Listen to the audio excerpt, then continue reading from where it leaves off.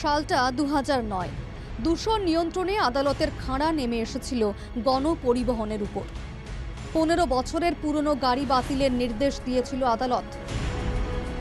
সে সময় কলকাতা শহর ও শহরতলি থেকে ধাপে ধাপে বাতিল হয়েছিল 15 বছরের পুরনো বাস, মিনিবাস। যেটা 2009 ছিল, 31শে জুলাইয়ে সব গাড়ি P93 গাড়ি বাতিল হয়েছিল। 1 আগস্ট থেকে সেই এফেক্টটা এসেছিল। এবারে ধাপে ধাপে অক্টোবর থেকে গাড়ি নামতে শুরু করেছিল। তখনকার বামপন্থী সরকার বাসের ক্ষেত্রে 50,000 টাকা, মিনি বাসের ক্ষেত্রে 30,000 টাকা অনুদান দিয়েছিল।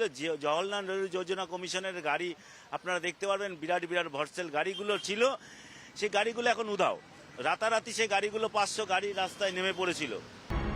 ফের 15 বছর পর সেই নির্দেশের ভ্রুকুটি পড়তে চলেছে শহর কলকাতা ও শহরতলিতে। কেএমডিএ এলাকায় বাধ্যতামূলকভাবে বাতিল করতে হবে 15 বছরের বেশি বয়সী বাস, মিনিবাস। রাজ্যের বাকি অংশের ক্ষেত্রেও জারি আছে একই নির্দেশ, তবে বাধ্যতামূলক না। রাজ্য জুড়ে চালাতে হবে BS6 গাড়ি। এবার নির্দেশ মান্যতা পেলে এক লহমায় বাতিল হয়ে যাবে 38 লক্ষ গাড়ি।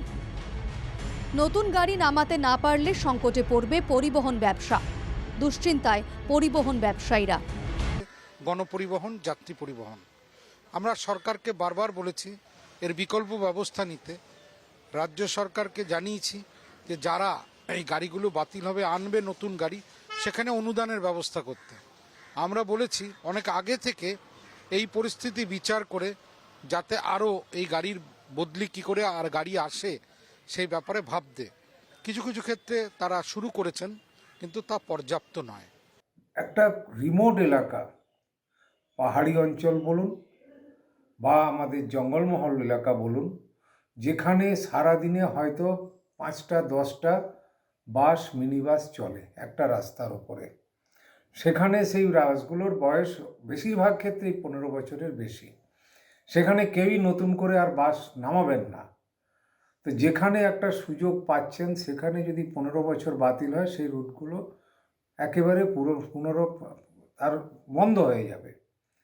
পুরনো গাড়ি বাতিল হয়ে নতুন গাড়ি নামাতে না পারলে শুধু যাত্রীদের ভোগান্তিই বাড়বে না, কাজও হারাতে হবে বহু পরিবহন কর্মীকে। শ্যামরাখি না কুলরাখি অবস্থা রাজ্য প্রশাসনেরও।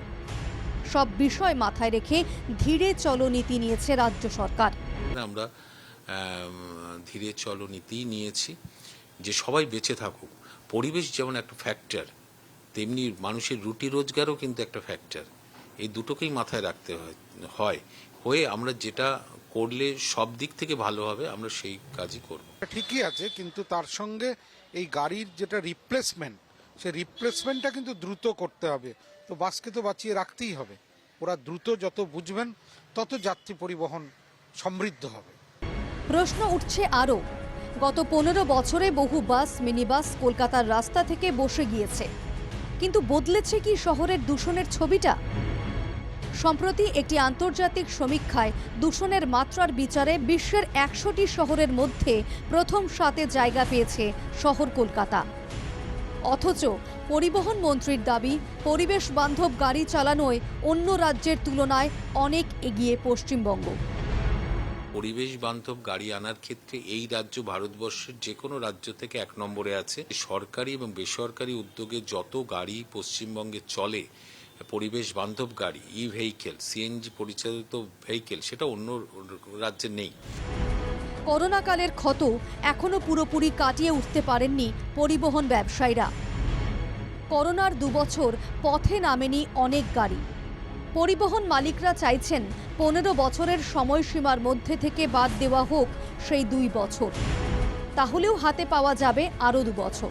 উদ্যোগ নিক সরকার, আবেদন জানিয়েছেন বাস মালিকরা। রাজ্য সরকার চাইছে এই সমস্যার মোকাবিলা ধাপে ধাপে করতে, কিন্তু হাতে মাত্র আর 6 মাস।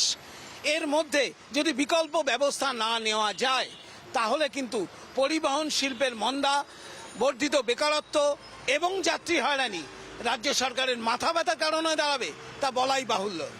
ক্যামেরায় রাজশেখরের সঙ্গে সুদীপ্ত চট্টোপাধ্যায়, NKTV বাংলা, কলকাতা।